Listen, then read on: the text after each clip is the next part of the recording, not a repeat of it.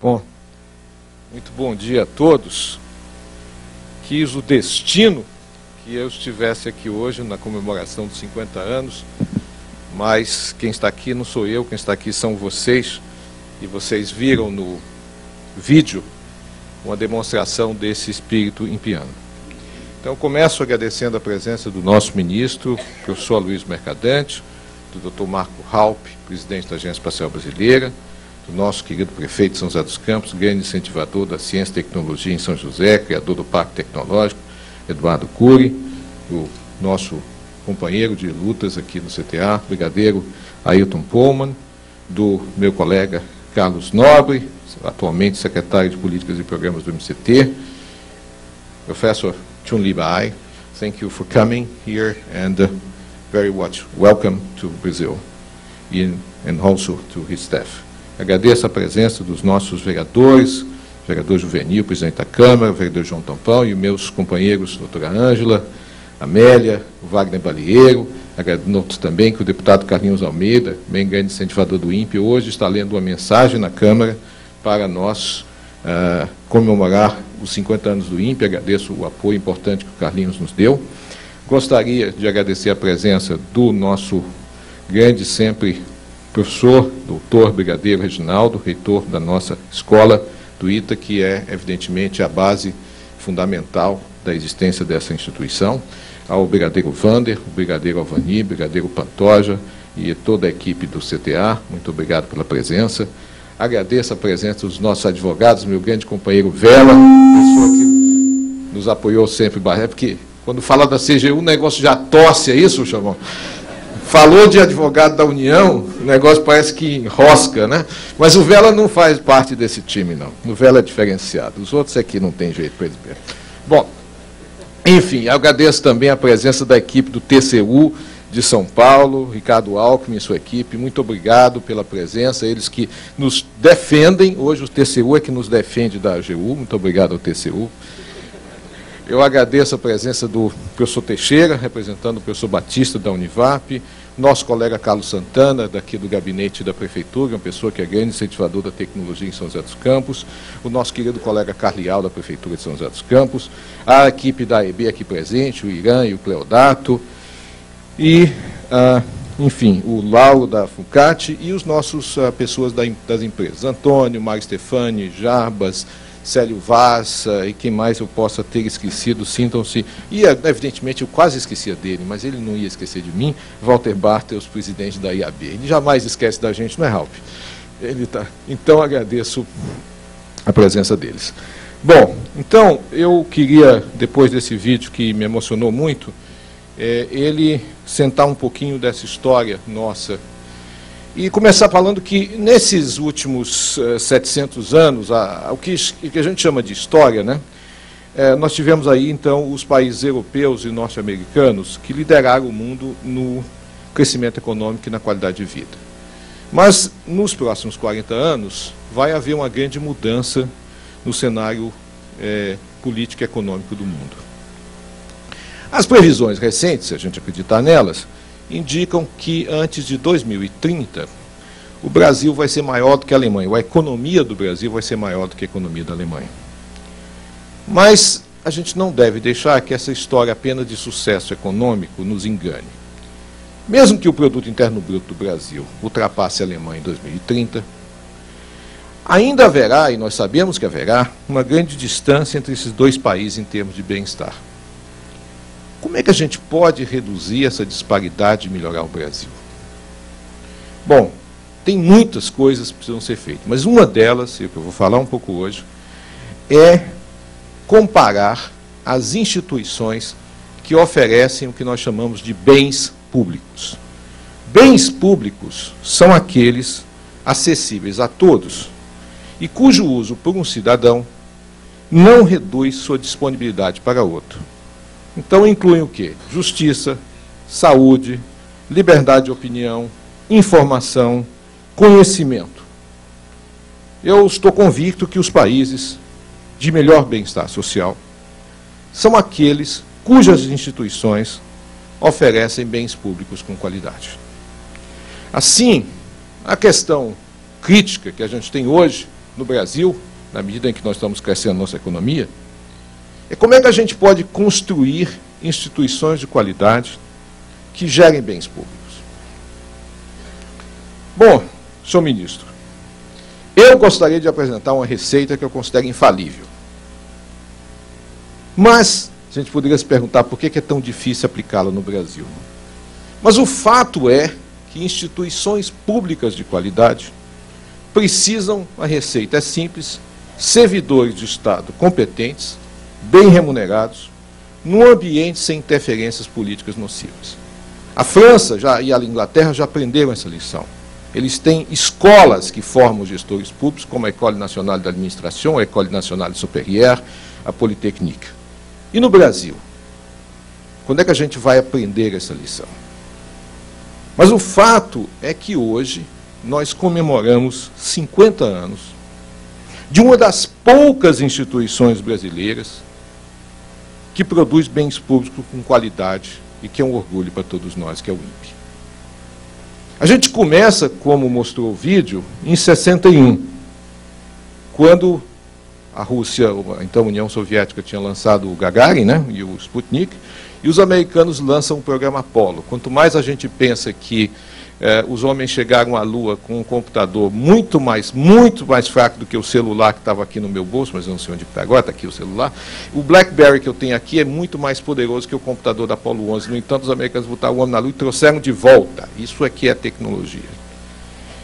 Mas a tecnologia de gente. O principal, dizem os amigos da NASA, que a principal questão que eles tinham era a geração inteira dos melhores engenheiros, a geração dos americanos se dedicou para botar um homem na Lua. E venceu todas as atividades tecnológicas da época. Mas o Brasil se motivou por essa corrida espacial. Então, o presidente Jânio, como foi mostrado aqui, criou em 3 de agosto de 61 o GOCNAI, o Grupo de Organização da Comissão Nacional de Atividades Espaciais, que foi presidido, então, pelo brigadeiro e professor do ITA, Aldo Vieira da Rosa. O GOCNAI se estabeleceu aonde? Aonde mais? Na sede de toda na fonte de toda a atividade aeroespacial do Brasil, o CTA. E quem cedeu os técnicos para começar o GOCNAI foi o nosso colega e o nosso primeiro, digamos assim, incentivador da ciência e tecnologia aeroespacial brasileira, o brigadeiro Montenegro, então diretor do CTA. Em 63, a GOCNAI se transforma na CNAI, Comissão Nacional de Atividades Espaciais, e passa a ser dirigida pelo Fernando de Mendonça. E o Mendonça sabia o que nós sabemos hoje, mas dura saber disso em 61. Qual era o primeiro passo para montar um Instituto Espacial no Brasil? Gente qualificada. Então disse o Mendonça, aspas, queremos formar uma elite pensante do mais alto nível, capaz de tirar o Brasil da dependência tecnológica estrangeira. Queremos ter um grupo forte em conhecimentos e ideais para desenvolver o Brasil, ágil para entender os rumos de uma ciência que muda todos os dias e consciente de seu peso nas grandes decisões de governos. Passados 50 anos, não há uma vírgula a mudar desta frase do Mendonça. Esta visão, centrada na qualidade das pessoas, é a marca do INPE. E o Mendonça, então, o que ele fez? Ele trouxe grupos de pesquisa nas áreas do programa espacial que teriam benefícios para o Brasil. Então, é geofísica espacial, meteorologia por satélite, sensoriamento remoto. E aí o que ele faz? Ele recruta talentos das melhores universidades brasileiras, só entrava no INPE quem era no quartil superior. Tinha uma história que o Carlos Nobre foi lá e o Mendonça olhou, mas você não está no quartil superior do ITA. Mas como você é iteano, eu vou abrir uma exceção e lhe contratar. É verdade essa história, Carlos Nobre? Dizem as más línguas. Dizem... Ah, é o Horácio Forjaz, não era o Carlos Nobre. Só falei mal do Carlos Nobre, apaga a luz, pô. Sabe? Bom, então é o Horácio. O Nobre jamais estaria no quartil, não estaria no quartil superior da turma dele. Bom, então, o que ele pegou? Os talentos das melhores universidades brasileiras e vieram fazer mestrado aqui. E tendo aulas com estrangeiros, muitas pessoas que até hoje trabalham conosco, da Índia, da China, da Índia, da Inglaterra e de outros locais, e depois enviou para fazer doutorado no exterior. Nobre é um exemplo dessa geração, Clóvis é outro exemplo, o Pavel é outro exemplo, tem vários aqui que foram citados. Então, esse pessoal de bom nível tem um padrão, quer dizer, até hoje, os cursos que o Mendonça criou lá em 62, geofísica espacial hoje na CAPES é 6, meteorologia é 6, e sensoriamento remoto é 7, ou seja, o padrão de qualidade lá de 65, 66, é mantido 40 anos depois. Aí, em 76, há uma mudança, entra o Parada, o Nelson Jesus Parada. E, nesse momento, a gente começa a construir, então, os satélites da Missão Espacial Completa Brasileira. Que satélites eram esses? Eram satélites de coleta de dados. Essa escolha da área de coleta de dados, de novo, não foi, digamos assim, ocasional. Não era qualquer satélite. Os primeiros satélites brasileiros já eram, ministro, satélites com objetivos sociais. Não é um satélite só de demonstração tecnológica, como era o Sputnik, e só fazia bip-bip. Era um satélite que tinha uma característica operacional de colocar sensores espalhados em todo o Brasil, que até hoje nós temos 800 sensores em cada 100 instituições. O satélite que foi projetado lá atrás continua funcionando e transmitindo dados úteis para a sociedade, por exemplo, a Agência Nacional de Águas. Então, o primeiro satélite do INPE não foi um satélite experimental, foi um satélite operacional para gerar benefícios para a sociedade. Ou seja, desde a nossa concepção, os satélites do INPE são pensados para missões operacionais. E eu queria só registrar com muita satisfação que nós concluímos este ano a transição do Centro Operacional de Coleta de Dados para o Centro Regional Nordeste. Cadê o Manuel Josiane? Está escondido em algum lugar? Está ali. Os nordestinos, então, estão de vento em popa e a Universidade Federal do Rio Grande do Norte está cooperando conosco, inclusive para desenvolver os sensores da nova geração do sistema de coleta de dados do INPE. Na gestão do Parada, a gente também construiu o LIT, esse prédio que nós temos aqui hoje, e o centro de controle que foi citado do Pávio. O interessante do LIT é que ele foi concebido, não era para testar satélites de 100 quilos, era para testar satélites que iam até satélites de comunicações. Então ele foi pensado numa visão de futuro, por isso que nós temos um laboratório que é modelo no mundo. E a infraestrutura hoje completa. Nós tivemos ano passado o satélite Aquarius da NASA, passou o ano sendo testado aqui e foi certificado com isso. Então, nós chegamos na nova república. E o INPE, então, faz parte do novo ministério, criado na época, do MCT. E passou, então, a ser liderado pelo nosso colega Marco Antônio Halpe, aqui presente, hoje presidente da agência. E, sob a liderança dele, nós assinamos o acordo entre Brasil e China para o programa CIBES de observação da Terra. E o Halpe teve uma intuição, que a China seria um grande colaborador na área espacial. E passados 22, 23 anos, ele pode dizer, a história me deu razão. Por quê? Porque o programa CIBES é um duplo sucesso. A gente contribui com uma parte dos satélites, mas a gente tem direito ao uso integral dos dados. Você paga meio e ganha um. É um excelente, é um bom negócio. Inclusive com sensores chineses sem qualquer restrição. Os satélites fornecem imagens de qualidade para o Brasil. Os chineses cumprem integralmente, isso é uma coisa super importante, os chineses respeitam as nossas limitações e cumprem integralmente os seus compromissos. Trabalhar com a China, work with China is very good. Então, a sociedade brasileira sabe disso e já usou mais de 1 milhão de imagens CIBES para as várias variadas aplicações. E a partir de 2012, graças ao trabalho de muitos colegas, inclusive o nosso querido Cláudio Almeida, as imagens do CIBES 3 serão recebidas na África, importante ação do Brasil para ajudar outros países em desenvolvimento. Mas o Halpe deu uma segunda contribuição, que foi a criação do Centro de Previsão de Tempo e Estudos Climáticos, que eu nem preciso dizer que ele faz a modernização da previsão do tempo do Brasil. Hoje nós contamos o apoio do MCT, compramos um supercomputador com 30 mil processadores, que vai melhorar bastante a previsão de tempo, há um esforço, inclusive, da criação do Centro de Desastres Naturais, e o site do CPTEC registra 220 mil acessos individuais separados por mês, ou seja, é um grande retorno social. O CPTEC já é inaugurado no próximo diretor, foi o Márcio Barbosa, que começou em 89. Na gestão do Márcio, nós lançamos o SCD-1 em 93 e o SCD-2 em 98. Isso colocou, como eu disse, o sistema de coleta de dados de forma operacional, ou seja, o primeiro satélite, repito, não é trivial, o primeiro satélite nosso já é operacional.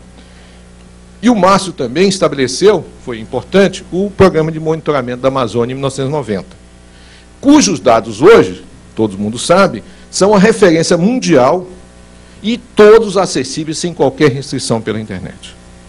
E, em 2004, nós fizemos mais, lançamos um sistema de detecção de desmatamento em tempo real, que hoje fornece dados diários. A equipe do IBAMA, que fica lá no Mato Grosso, recebe o dado de ontem, do que o satélite passou e o que viu. Isso é essencial para a fiscalização, isso é reconhecido. Os sistemas do INPE são essenciais e conseguiram reduzir o desmatamento de 27 mil quilômetros quadrados, em 2004, para 6.500 em 2010. Nós estamos esperando um número semelhante esse ano.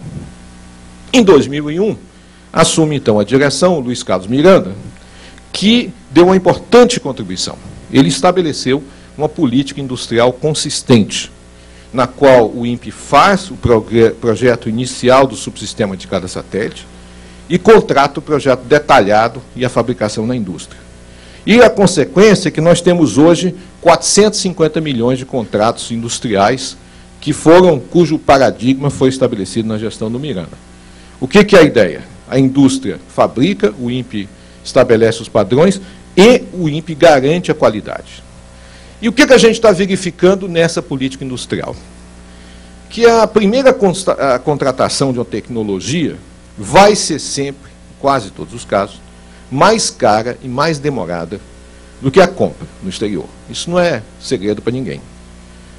Mas em médio prazo, o investimento em tecnologia nacional é mais do que compensatório. A gente já está começando a ter os benefícios, porque nós tivemos, já a partir do segundo governo Lula, um fluxo de recursos constantes.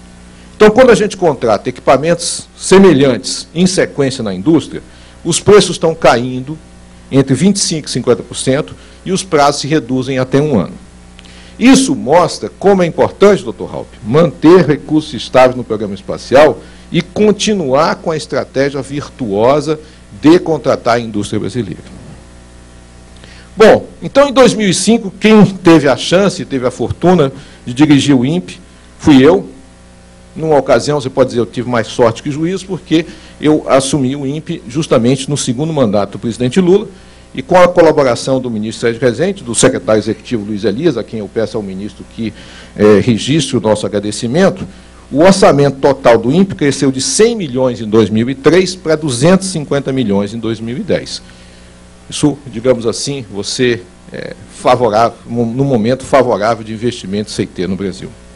E nós tivemos, com isso, bons resultados. Lançamos o Cibers 2B em 2007, compramos o novo supercomputador, colocamos ao público na internet as imagens de satélite, os dados de desmatamento, aumentamos as contratações industriais, criamos o Centro Regional da Amazônia, demos uma vida nova ao Centro Regional Nordeste e ao Centro Regional Sul, iniciamos o programa de clima espacial, criamos o Centro de Ciência do Sistema Terrestre, que é um centro importantíssimo, que vai estudar as interações entre natureza e sociedade.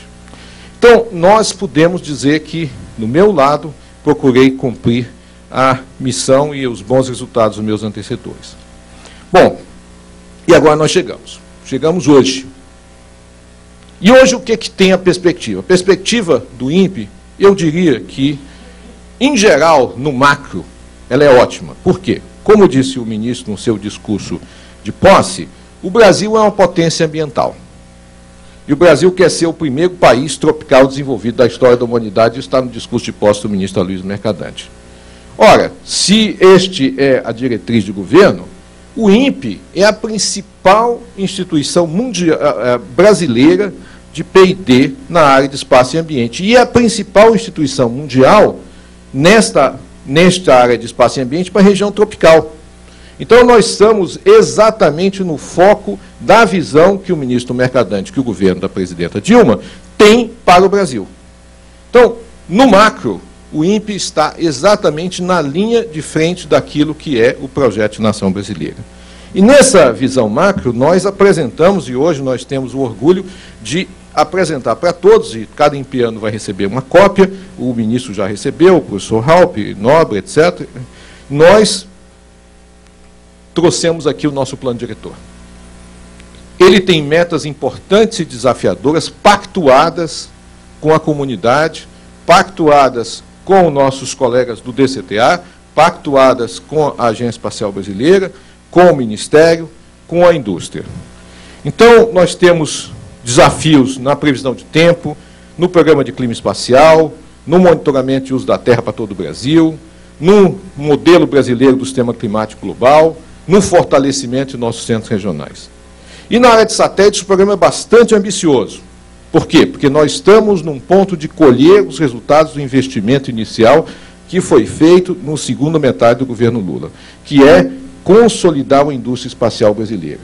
E, para isso, nós vamos lançar o Cibers 3, o Cibers 4 e o Amazônia 1, ainda dentro do mandato da presidenta Dilma. E em 2015 e 2020, nós teremos pelo menos mais 2 satélites da série Cibers e mais 5 satélites com a plataforma multimissão. O Amazônia 1A, 1B, que seria a segundo do Amazônia, o clone do Amazônia 1, o Amazônia 2, que é a versão avançada, o satélite científico LATS, o satélite Brasil-Argentina de observação dos oceanos e um satélite avançado para estudar ecossistemas, que será feito com a NASA. Um avanço significativo científico. E uma novidade importantíssima, que nós resgatamos o trabalho que já tinha lá atrás da MEC-B, estabelecemos um conjunto de projetos com o DCTA para construir satélites científicos para o nosso veículo lançador de microsatélites.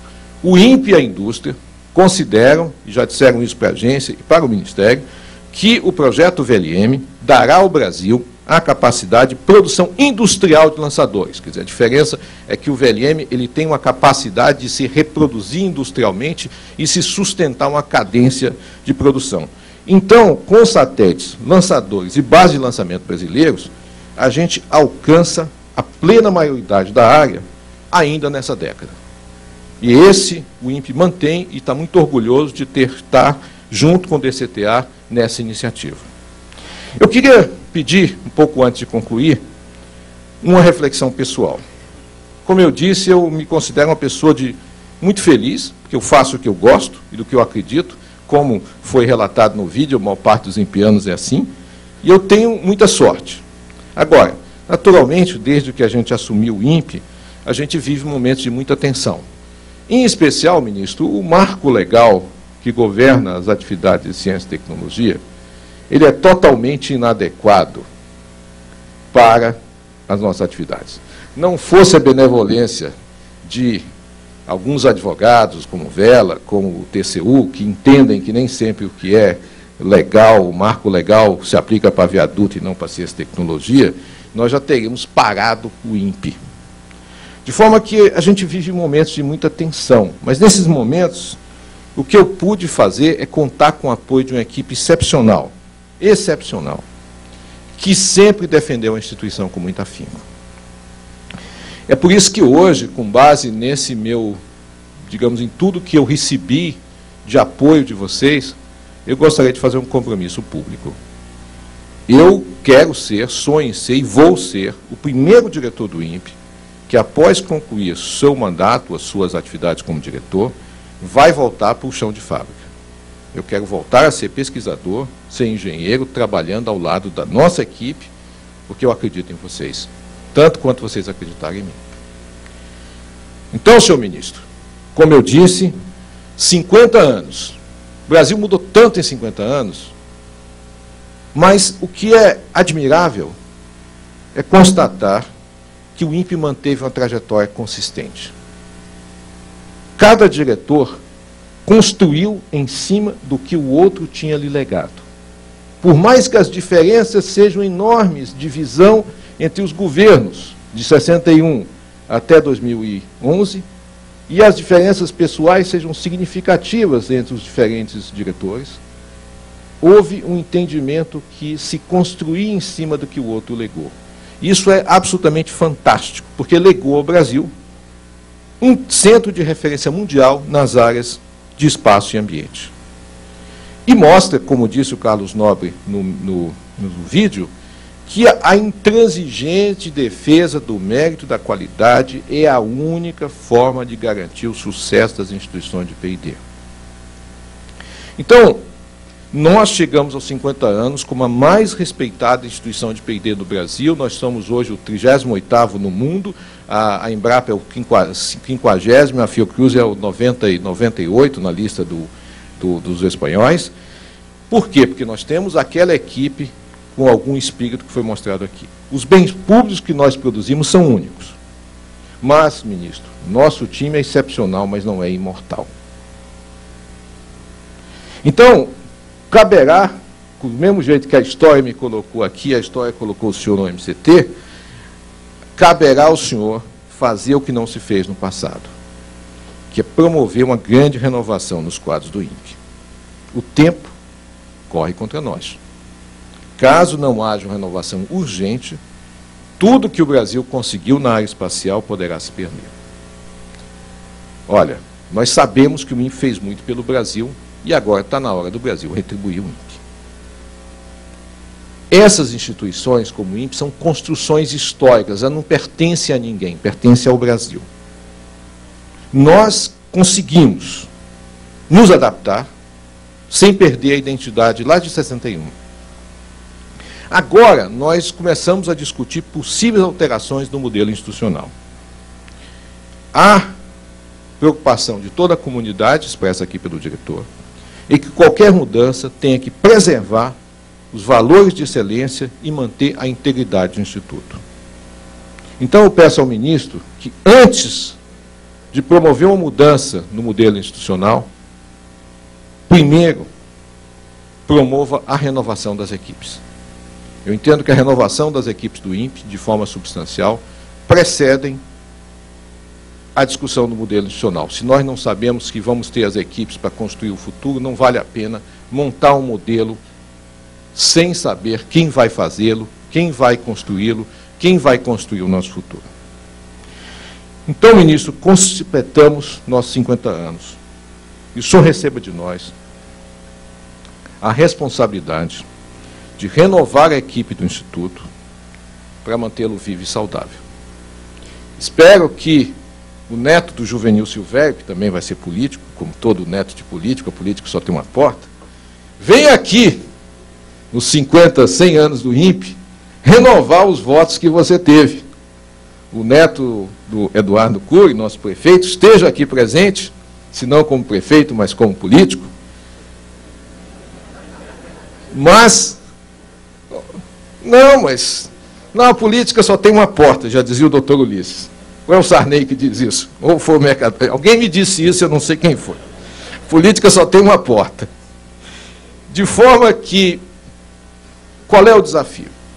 O INPE depende hoje de uma ação política de governo de alto nível para poder garantir que fará 100 anos com a mesma disposição e a mesma qualidade que fez 50. E este é o desafio que é posto perante nós. Se fizemos e chegamos a este ponto, foi por causa de vocês. Se conseguimos renovar uma equipe com a mesma qualidade, chegaremos aos 100 anos com o mesmo orgulho que nos trouxe até agora.